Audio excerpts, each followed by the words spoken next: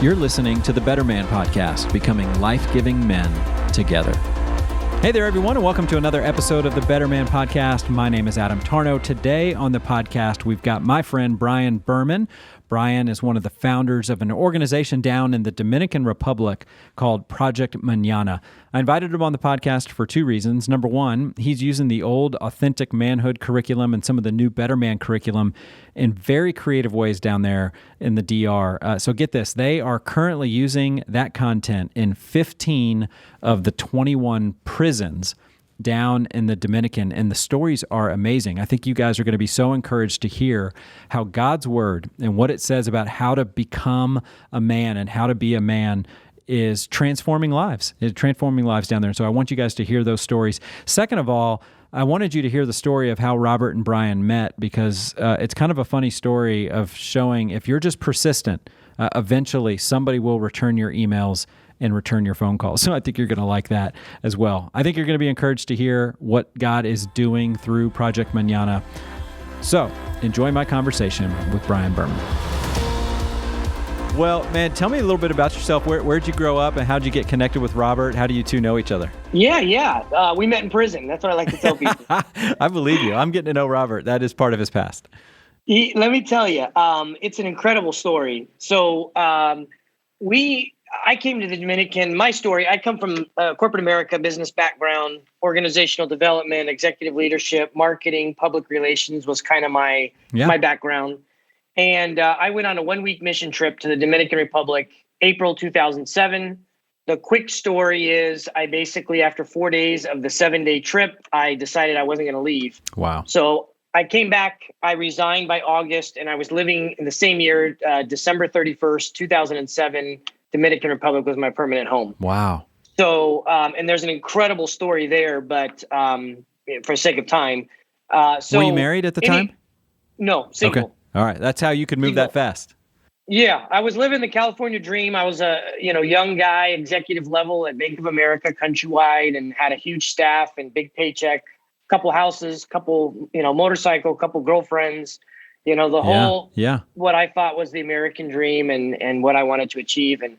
And so I moved to the Dominican Republic because I really felt like I could use my gifts and talents to help give a voice to people who didn't have a voice, right. And really to, of course, share the gospel message. I'm a strong Christian and believe in the Bible and Jesus as my savior. And so to be able to bring that messaging to people that maybe otherwise couldn't receive it. Basically, I'd use my gifts and talents to make hundreds of millions of dollars for corporate America. And now I wanted to use them for God's kingdom, if you will. Good for you. So here I'm down here. My sweet spot and where I volunteered at church back in California was high school students. My wife loves children. My now wife, of course, I was single at the time, but she loves children, the little kids, and I love high schoolers. Men's ministry, prison ministry, men, anything was zero on my radar, had no desire for that. I was frankly trying to figure out how to be a man. I got into business and ministry at a young age. I'm now 42. I've been doing this now for 14 years, going into 14 years. And so that wasn't my desire. We had a pastor that worked for us at Project Mañana, our ministry. And he started going into the local maximum security prison just on Saturdays during visiting hours and just sharing the gospel and just talking to the guys. Great pastor, no administration or direction or organization. He's all over the place. So literally after 2 years of asking me, hey, you should come to, be a guest speaker in the prison. I kept turning him down, just literally had zero desire. I was very busy and that wasn't what I was here to do. Right. So literally to shut him up, I agreed. And I went. We go into this huge mess hall. It's all concrete. They've got like picnic benches that are made out of concrete down both sides and like a center aisle. And I got the VIP seating, which was a plastic lawn chair up at the front. The pastor gets up and he's got, there's a wooden pulpit, which I later found out the inmates had made. And he starts preaching. He's Dominican. He starts preaching and very animated. And then he says, and we have this international speaker that changes lives and he's sent from God himself. Just over the top introduction, blowing me up. I've spoken with huge crowds and one-on-one. I love to just talk. No public speaking what do you call it? Nervousness. No stage fright. No stage fright. Thank you. After that, I was totally good. But so I wrote, because I didn't know what I was getting myself into, for one of the first times in my life, I wrote 3x5 cards of just a couple things to say. And I really figured, I've got nothing in common. What the heck am I going to talk to these guys about? I've got some tattoos. Maybe I'll roll up my sleeve and I'll get street credit, or, jaywalked when I was in high school. Maybe, I could talk about that. I had no idea. So anyway, so I wrote some things down on these cards. And after he gives me this introduction, I just thought, oh boy. So I'm kind of now praying for an intercession by God himself at this point. And when a roaring clap of over 300 inmates, and they look every bit of what you would expect, welcomed me to the front of the room, I basically just pulled the pulpit aside, and I dragged my plastic lawn chair, sat it right in the middle of the aisleway between eye to eye. And I said, hey guys, I don't know who he introduced, but he couldn't make it today. So you're stuck with me, and let's just talk.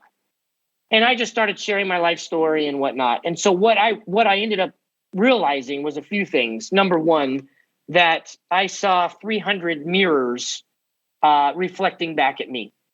And that all of these men desperately wanted to be known and loved.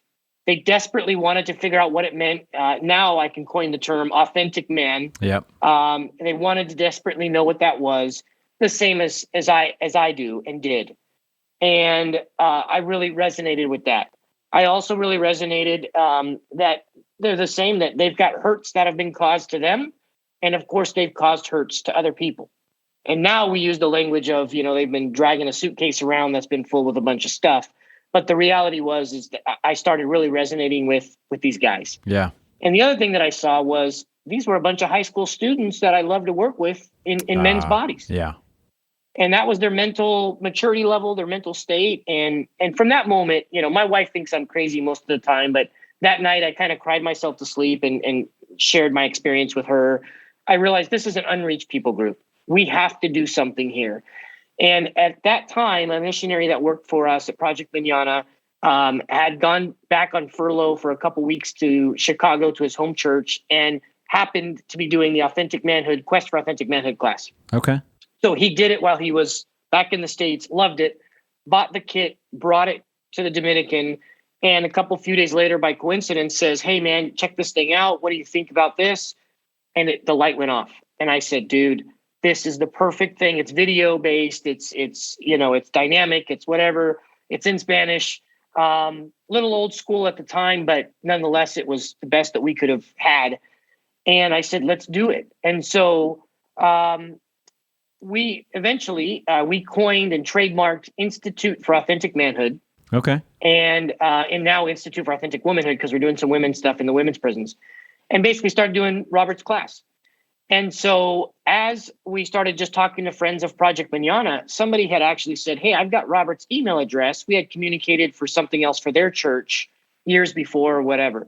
So I said, give it to me. I'd love to send Robert a thank you letter and just tell him what we're doing. Yeah.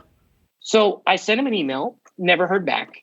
Then every month after that, I start sending him just update emails. Hey, Robert, it's Brian again. Just want to let you know that finally, 2 or 3 months went by. He responds back.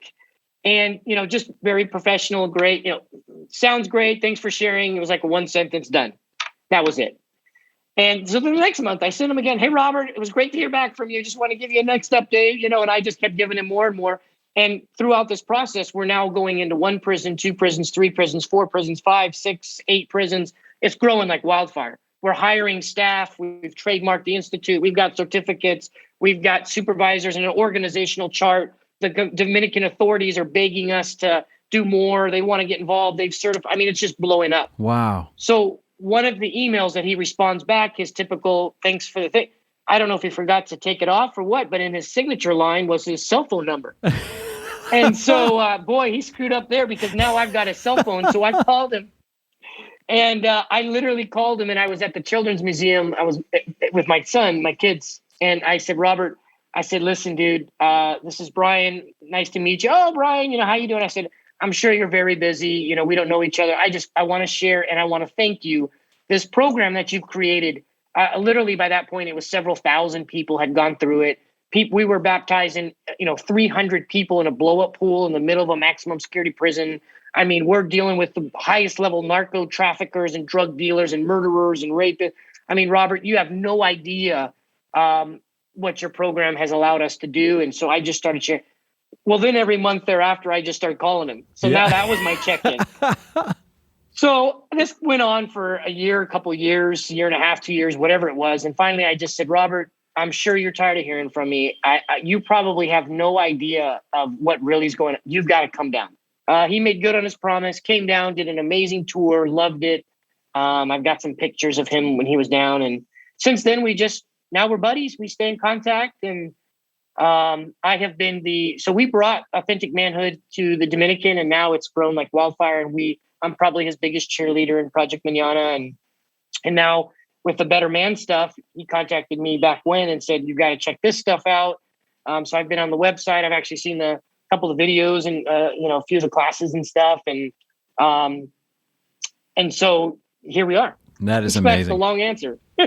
I love it though. And it's such a great way to set up, where we're going with all this. And so let's do this. Let's go back to the beginning and even just talk about Project Mañana.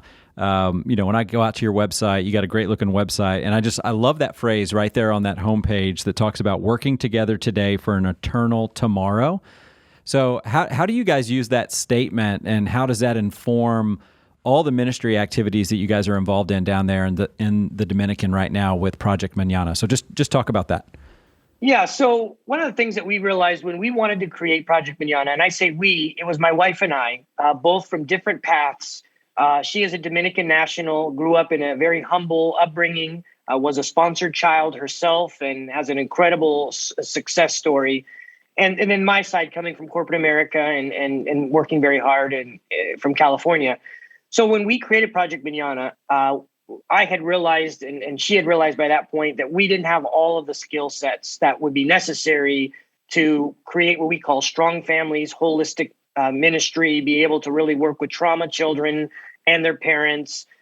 So we came up with a tagline that basically said, hey, what if we created, we'll do the hard work, we'll build the bridge, we'll be the liaisons, we will create this intermediary ministry organization that will connect our friends in America with our friends in the Dominican, that will allow people in an organized fashion to not only donate money, but time and expertise and gifts and talents and everything else. And so we said, we're really all going to have to work together if we want to make an eternal tomorrow. And that's where the tagline started to come out. Of course, Project Mañana in Spanish meaning tomorrow, that the whole goal is we're going to work together. It's going to take a lot of us. It's a project, and a project could have a start and an end, or it could just be ongoing. But we're going to work together for an eternal tomorrow. That's so good. And that's kind of where we did. So we've then taken that, and of course, it's become our tagline, our DNA into all of the 6 projects that we do. Yeah, and describe those 6 real quick. Yeah, so quickly. We started with Nutrition Project. Yep. Quick version, feeding 330 children and growing every single day, 5 days a week, nutritious meals. And we also do Bible teaching, everything, blah, blah, blah. Education Project, which is our private school, tutoring centers, mentorship, and just anything with education. Clean Water Project, we distribute the Filter of Hope. It's an in-home point-of-use micron filter. We're producing 49.7 million gallons of clean water every single year through this thing that people can do. We have our Princess Project, which is girls that come into their quinceañera party at 15 years old, coming of age. We work with them on purity and so self-esteem and girl stuff. Dominican Republic's the 4th highest teen pregnancy rate in the world, so we're trying to work in that change world. That. Yep.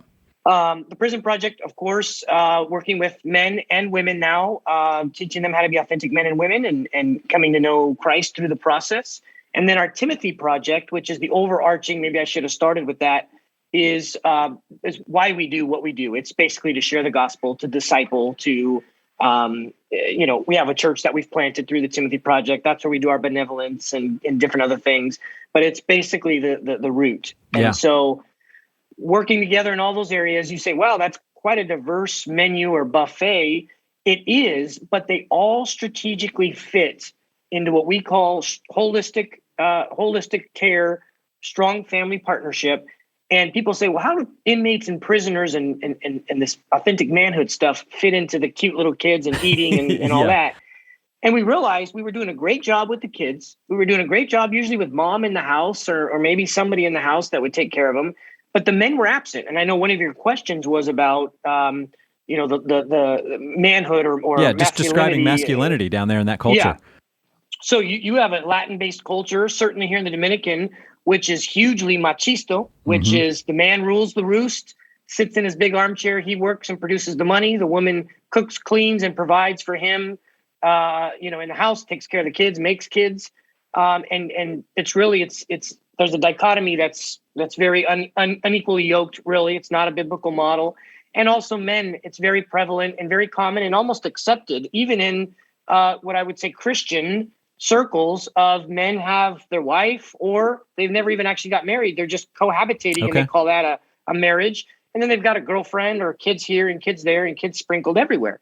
And so we realized, man, if we're going to build a holistic, strong family, you got to start with the guy and you got to get to him. And frankly, we know through statistics and through research that if you can get to the man, the chance of him leading and helping to change and guide his family, his wife, his children, his community towards Jesus, towards a heart change, the percentage is way higher if you just got to the kids in second generation or a mom in the equation. Yeah. And so it does fit perfectly in. And many of our kids have their parents in prison.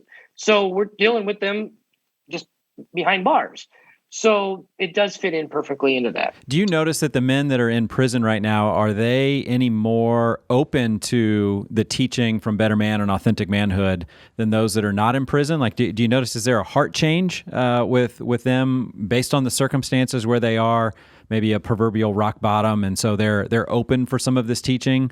Explain that. How has that been working? Yeah, so if we talk about in the prisons, first of all, the reality is now we've been doing this for about 9 years with the Institute and teaching manhood classes and authentic manhood concepts. So there's definitely a known component to that where they're familiar with us. I also think that it is the perfect unreached people group. You have a captive audience. They are at rock bottom. They have gone through incredible circumstances, and they have very few people, if any, frankly, if any, that are reaching out to them. So in our classes, one of the things the government wanted to do was they wanted to mandate that every inmate, when they started to see the results, the recidivism rate of men getting out and staying out that took our class is huge different than the normal recidivism. Yeah. Their behavior, the way that they were acting inside. So the government, their solution was, well, crud, let's put everybody through this. We want everybody to do it. And we were excited about that. Oh my gosh, every single inmate in the whole Dominican Republic is going to. But we realized that there is actually part of the equation is the self-selection. Whether you just want to get your certificate because it looks good in your file, it looks good in front of the judge, or you really are interested in learning some new concepts, or you're curious or whatever it is, the self-selection plays into it. Yeah. So we push back. We ask the government, please do not mandate that this is required.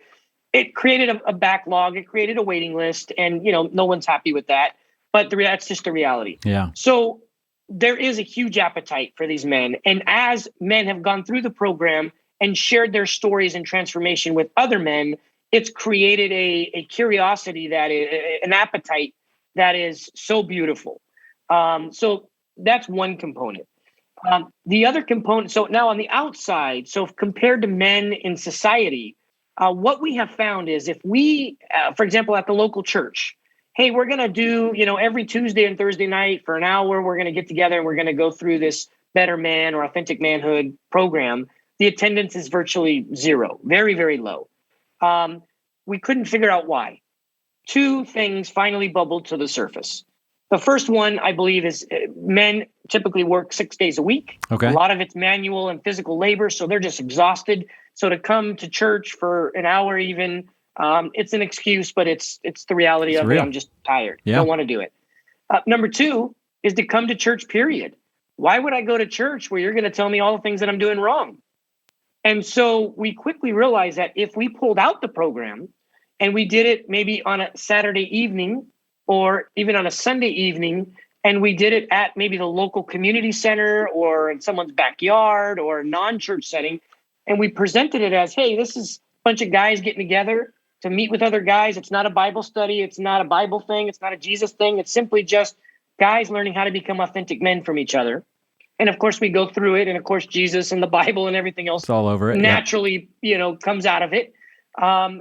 Much higher percentage of people attending and sticking with it. Okay. So for Project Mañana, we do both in and outside of the prison, but mostly we're, I would say 90%, 95%, we use the programs in the prison. Yeah. So where does the government and when you and your team there at Project Mañana, when you guys think about the future, like where is the DR headed as a country? What role do you guys think, and do the government, hope that men are going to play in the future of that country? Yeah, so the government and the Dominican Republic's been going through change, every year over the last probably 60 plus years. When they came out of a dictatorship through Trujillo, the dictator, and became a democratic state and trying to organize themselves in a republic, they've been trying to improve society. Yeah. So prior to just recently, and even still today, there are maybe 3, 4, 5 families that are in control. They are the wealthy, the 1%. And because of that, the Dominican Republic, back in history and today, the people have always been looked at as just worker bees, either to make sugar cane, to work in factories, produce different, clothing items or tobacco or cigars or whatever. So to have people that are critical thinkers, to have people that are problem solvers and proactive doesn't behoove these 1% that are in control. That is starting to change now, I think, just with technology and the internet and the influence, frankly, of the United States is a heavy influence here in the Dominican. People are starting to see, and many Dominicans come to the States and then work for many years or live in the States and come back and share their stories. The Dominican is starting to change. So people are becoming empowered. People are going to school. Interestingly, if you look at the universities, whatever the percentage is, I don't know it exactly, but it's the vast majority. It's all women. Women are in the universities looking to become high-level doctors, lawyers, CPAs, among other things. The men are typically either small business owners or worker bees. And the pendulum, I think, has shifted. Now the women becoming liberated and empowered, men are going, well, wait a minute, this is not working. The Dominican government also sees that. They see that in the prison system specifically, the recidivism rate is 85% come back in the first year. And so it's a summer camp. So in the prison system, we've gone through a change from what's called the old model to the new model. And the old model is really lock them up, throw away the key. There's 4 or 5 guards on the outside. If they try and escape, just shoot them. And then inside that prison, the inmates themselves, there's a hierarchy of who calls the shots and there's things that you wouldn't even imagine. There's restaurants and food vendors and women and children and bars and prostitution and everything that's in these prisons. It's a whole community just behind the walls. So the people that are in power, they love it. They live great lives, frankly, even though it's behind these walls. And the people that are without means or on the lower levels, it's very, very tough. So, of course, that doesn't help anybody, doesn't reform anybody, doesn't renovate or rejuvenate anybody, doesn't restore anybody to a better, productive citizen. So the new model is what we're familiar with in the United States, which is, 2 to 4 guys per cell. They have a curriculum of activities. They can choose wood shop, metal shop, high school classes, university classes, arts and crafts, all kinds of different things. So I think men in general, in both cases, are starting to get motivated. But I also think that we're a far ways away in this country from understanding what authentic manhood means, what masculinity means in a healthy, correct way. And so we're trying to figure that out. As you go through the curriculum, what's most surprising to most of the men? Like what aspect of the curriculum or what concepts out of God's word do the light bulbs go off and they're like, oh, I'd never even thought about it that way? So I'll answer that with 2. The first one is we actually do what we call the manhood greeting. Okay. And we do this at the beginning of our class and at the end of every class, the beginning and at the end of every class. One thing that we realized very quickly is all of these men were lacking 2 things in their lives. One is a healthy physical touch and embrace or caring for And two is affirmations, certainly hearing the words, I love you. Okay. So the way that we start and end every class is we put our arms, our hands on the shoulders. We take two guys, they look at each other in the eyes, put their hands on each other's shoulders. They say, I love you and I'm proud of you. And then they do a bear hug, a man hug, not the side hug, not the bear hug. And they get that embrace. In the first few classes, the men think this is very weird. What are we hugging each other? What's going on? This is feminine behavior. And then they start to realize it. And then they actually really embrace that. So the revelation that they have is that people are proud of them. People do love them. And we also obviously communicate that that starts from Jesus. That's where that starts. That's so good. And the other realization that they realize is that their past and lack of a father, or lack of or having an overdominant mother, or the suitcase of hurts that they've been carrying around, plays into the decision making and action process that got them to where they're at. That's fascinating. And that they're just not bad, or God didn't make a mistake in them, that they're not just junk, that truly they are made in the image of God. Things in their past built into a life and a thought process that is not accurate.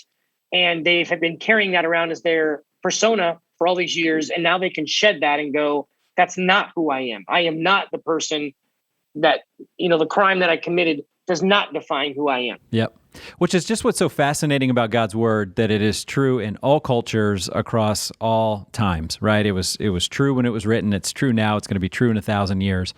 And because those two things, right, understanding that you are loved and that you are cared for and that people are proud of you, and your past does not define you. It doesn't mean that this is who you're going to become and who you have to be tomorrow.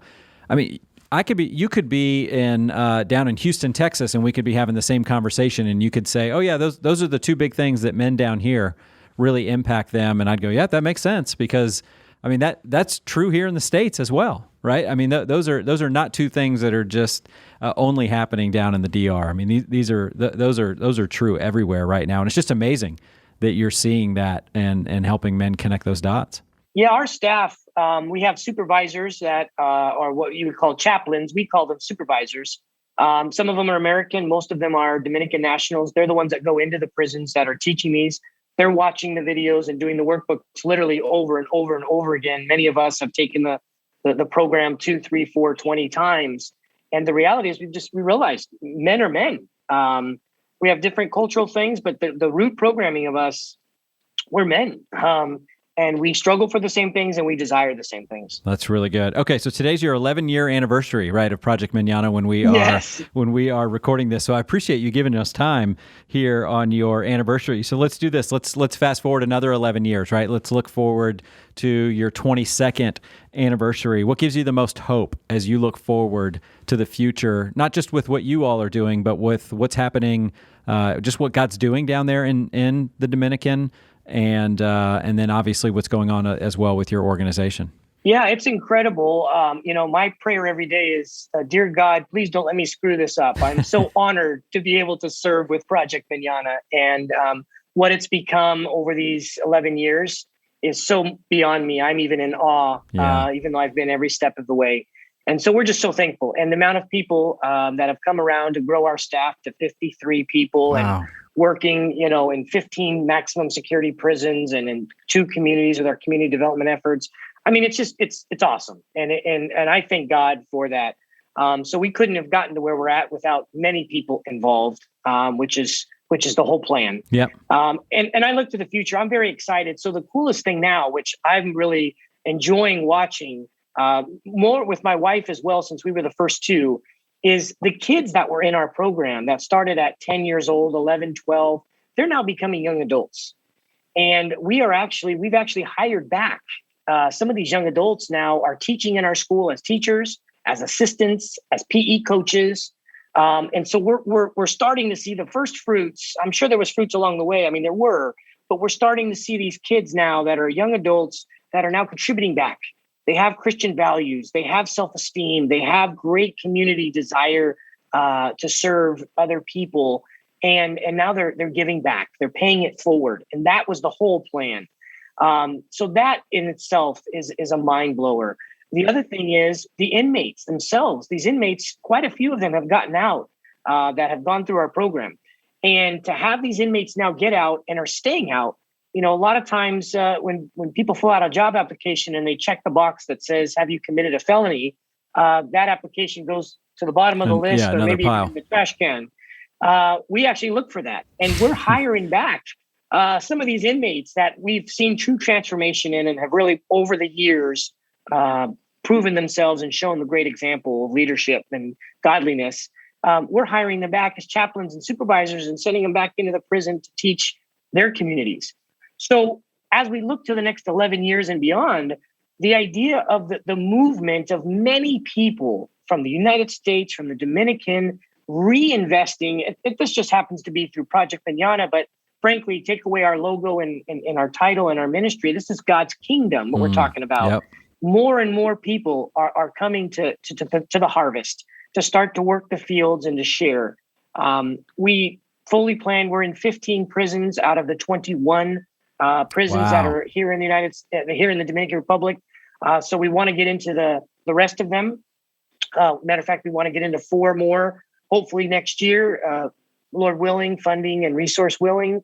So want to continue to expand, be in every prison. Want to continue to move forward in deepening what we're doing in our community development efforts. We're not so interested in a wide footprint, the whole adage of a mile deep and an inch wide. That's what we're going for. We really believe, and as we've seen it, the reality is we've peeled back the onion and we've realized this is much more difficult than we thought. There are the children that we work with are trauma children. They've gone through tough situations. Mom and dad have very difficult marriages.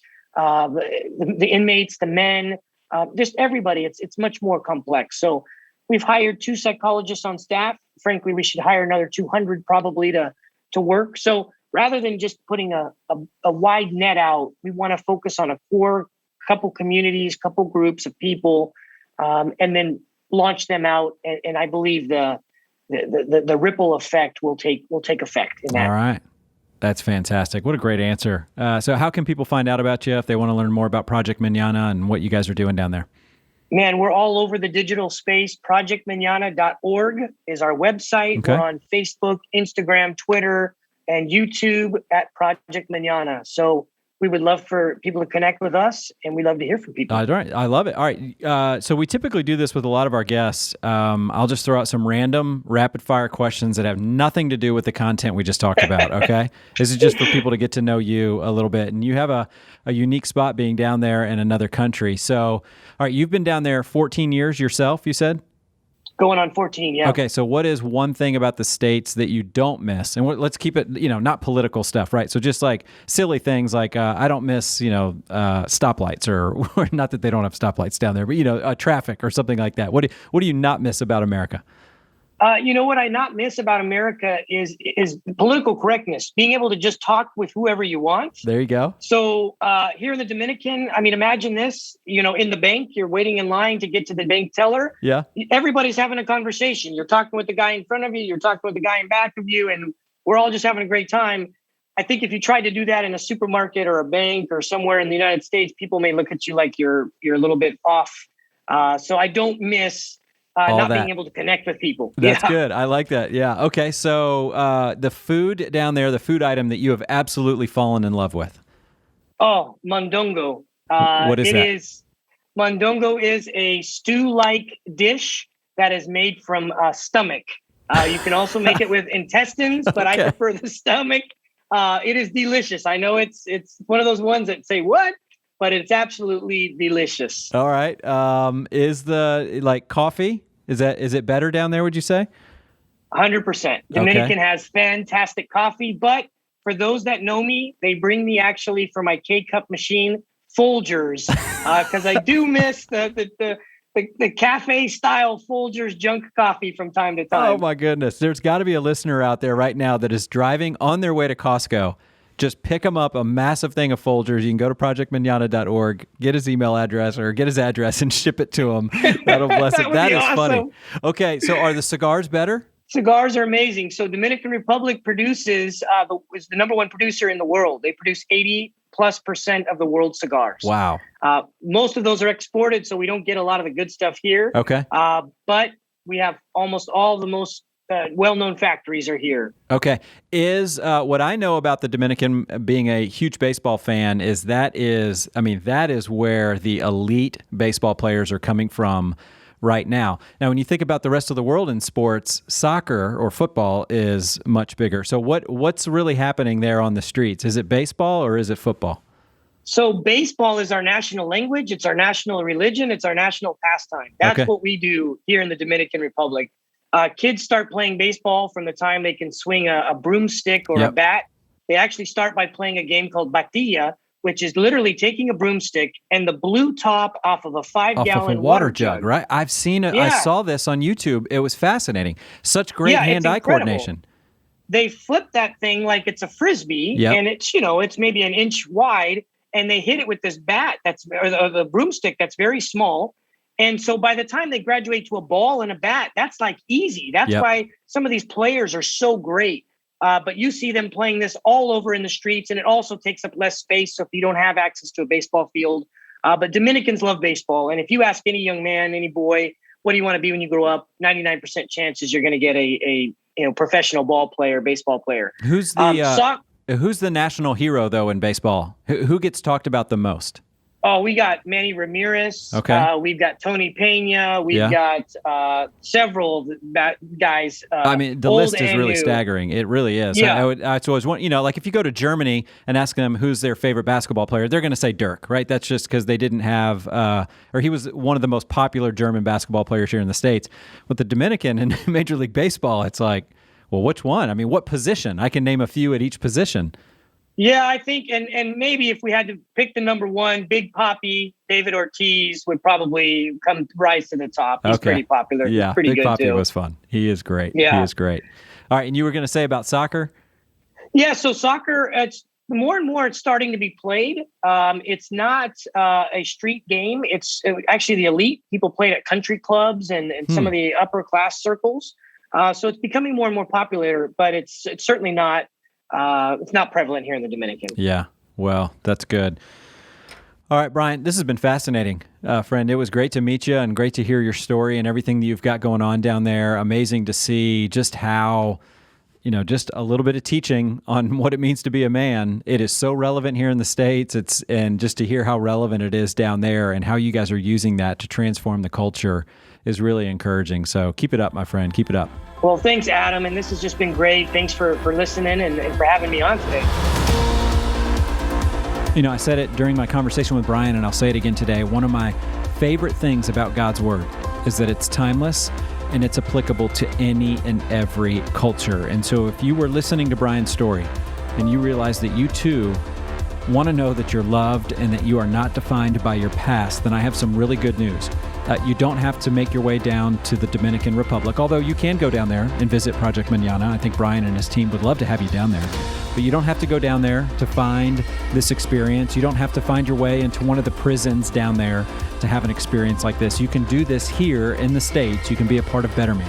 Our 11-week experience is a great way to explore manhood and make some lifelong friendships along the way. BetterMan is free of charge for churches, so go to betterman.com to explore how you can experience this or bring this experience to your church or to your community. That's betterman.com. Every episode is edited and mixed by the amazing team over there at Sound of a Rose. And if you want to learn more about them, you can go to soundofarose.com. That's all we got for today on the BetterMan podcast. Thank you so much for listening, and we'll talk to you again next time.